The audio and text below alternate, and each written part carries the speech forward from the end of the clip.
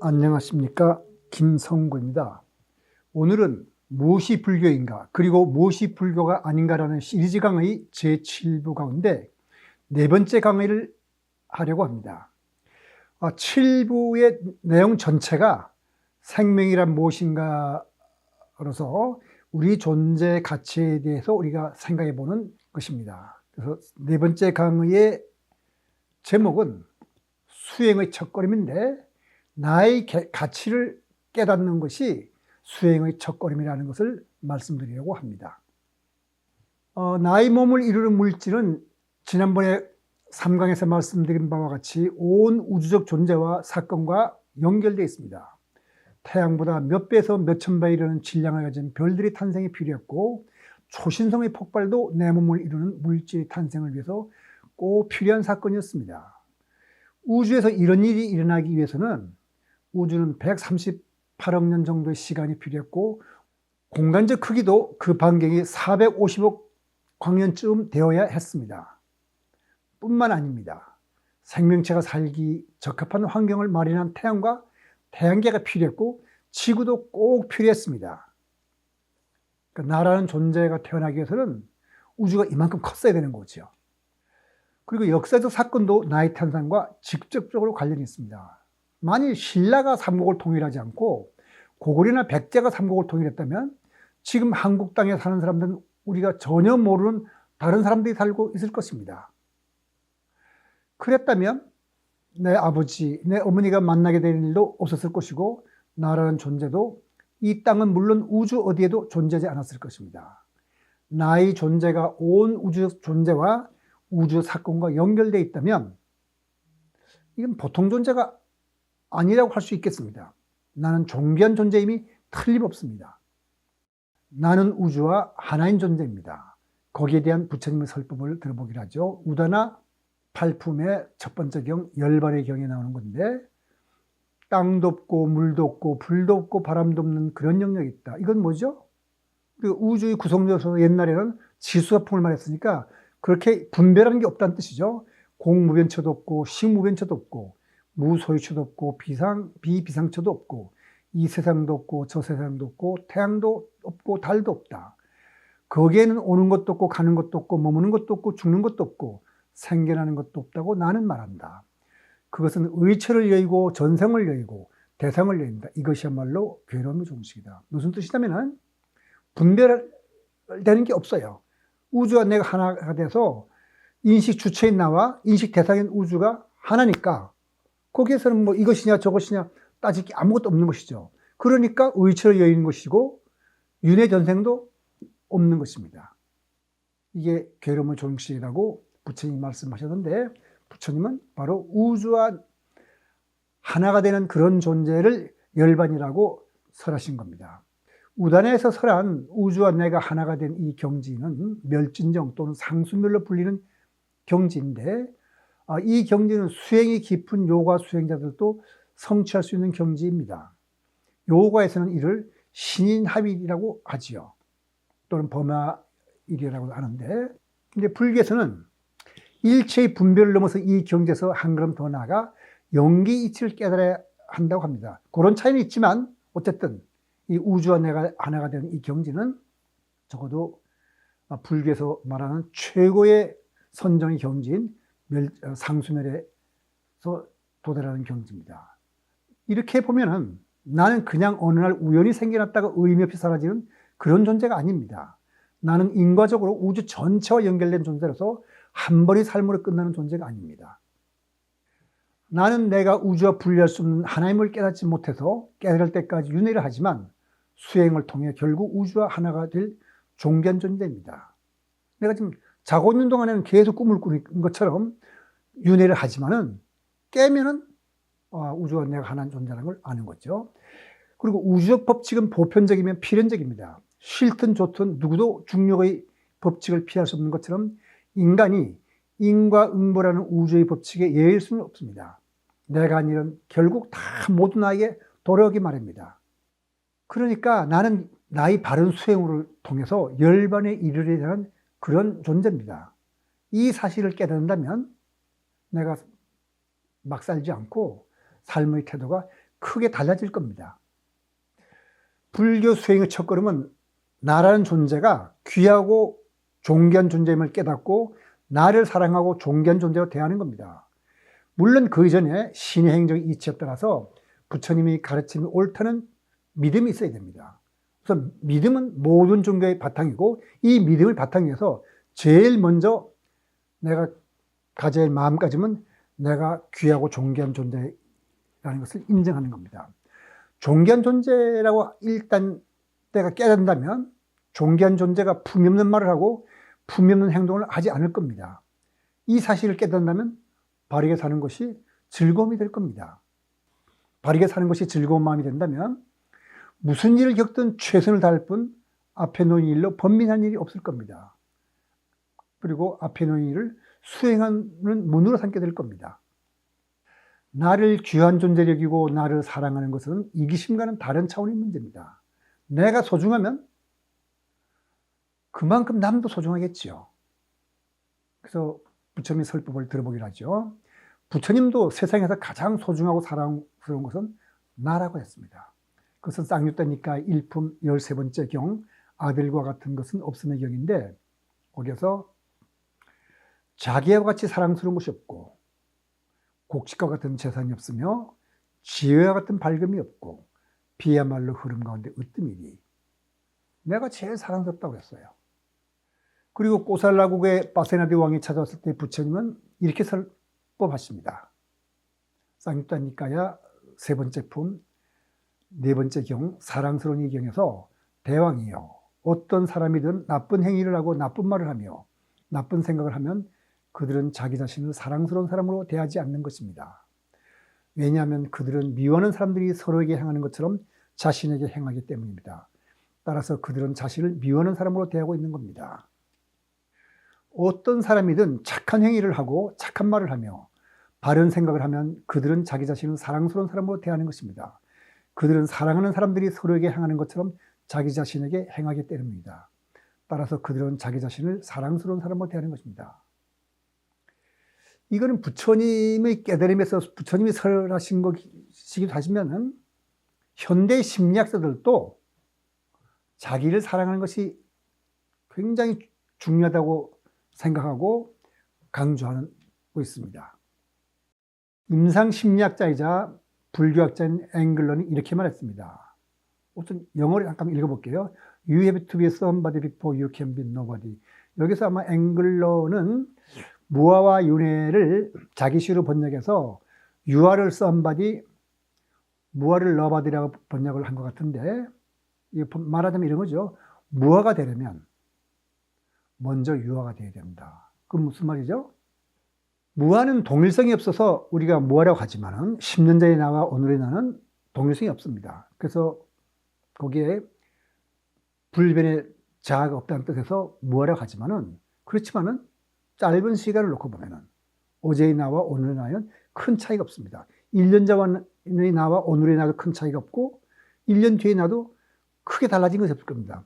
그래서 그렇게 잠정적으로 나라는 존재가 있다고 할 때 그걸 우리가 가라 부르는데 그것을 지금 여기서는 유아라고 부른 겁니다.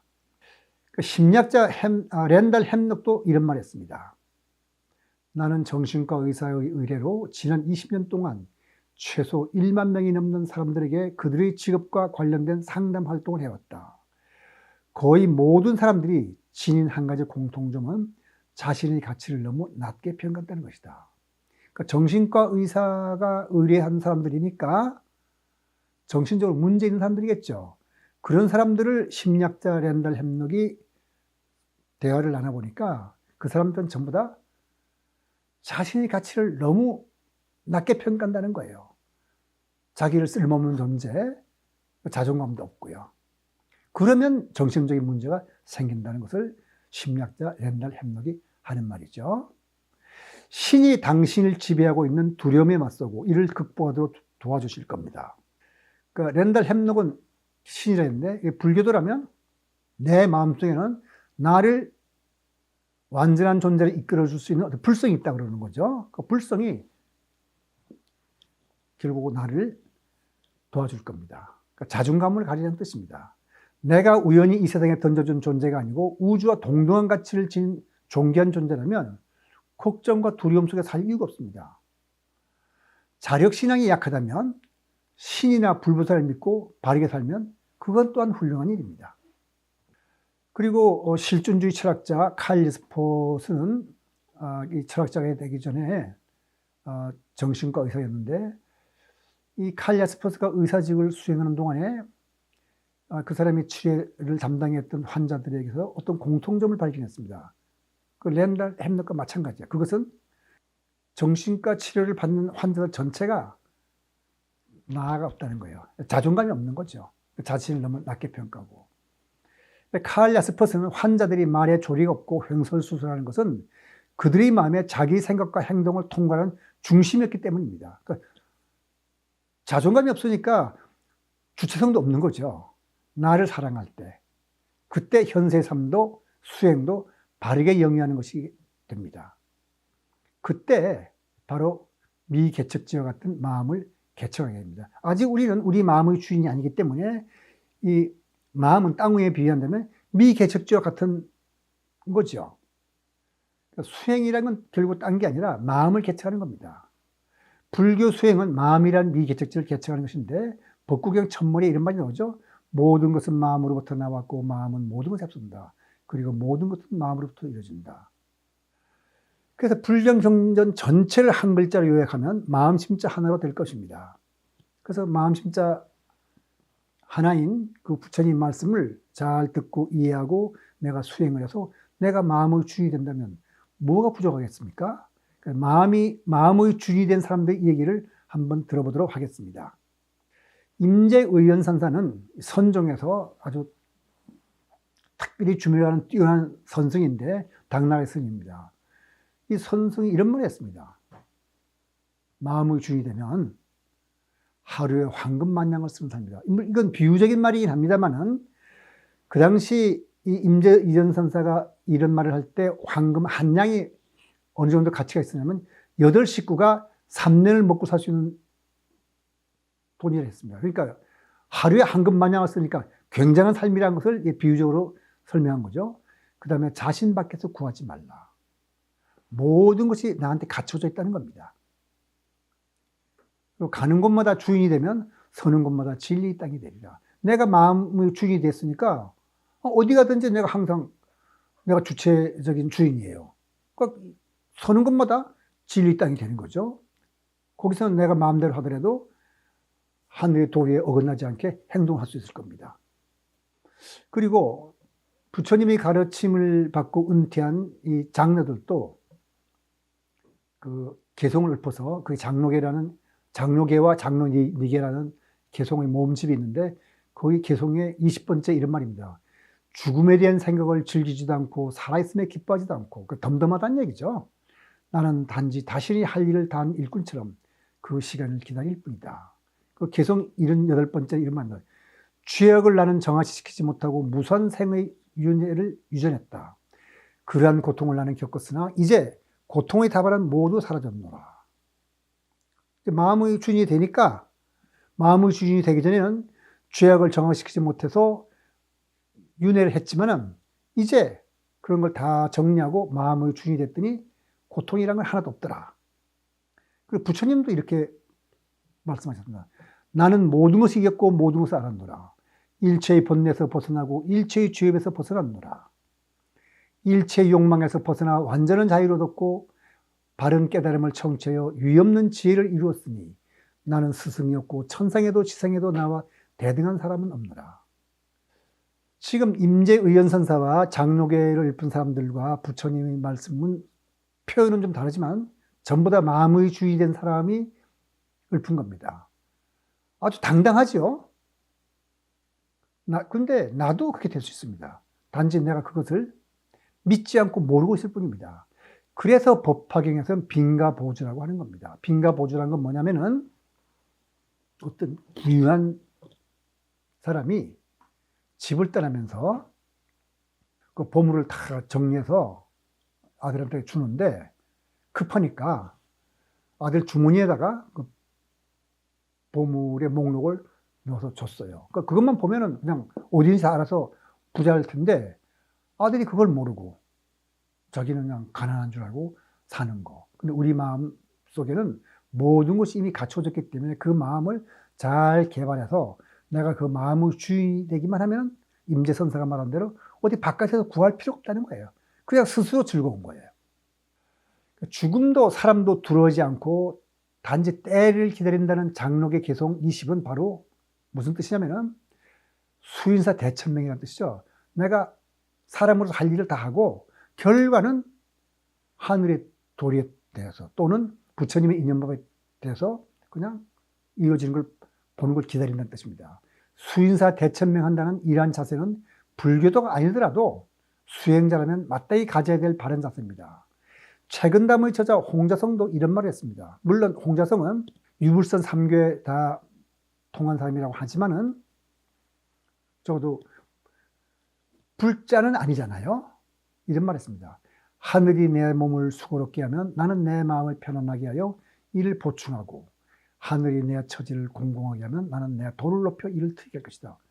얼마나 당당한 자세입니까? 자존감이 있고 내가 우주 존재임을 이해한다면 누구나 홍자성과 같은 마음가짐을 갖게 될 것이고 앞에 놓인 일로 인해 번민하기보다는 수행에 힘을 쓸 겁니다. 그런데 그게 그렇게 쉽게 될 것인가 하는 것을 생각해 본다면 먼저 첫걸음이 필요하죠. 나를 사랑하는 겁니다. 그 나를 사랑하는 것도 간단치 않을 거예요. 그러려면 수행을 힘을 길러야 하는데 힘을 기르기 위해서는 사티 수행이 꼭 필요합니다.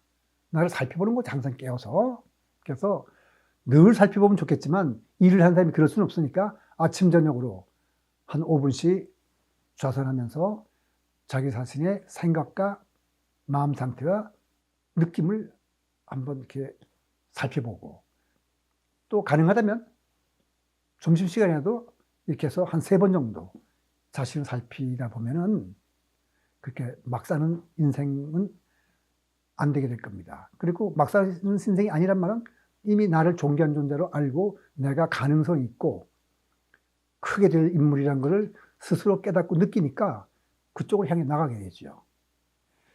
그래서 이번 7부 강의가 전체가 바로 우리 존재 가치에 대한 고찰이기 때문에 5강에서도 또 6강에서도 계속 해서 우리가 얼마나 희귀하고 귀한 존재인지에 대해서 살펴볼 예정입니다. 오늘 강의 여기서 마치도록 하겠습니다.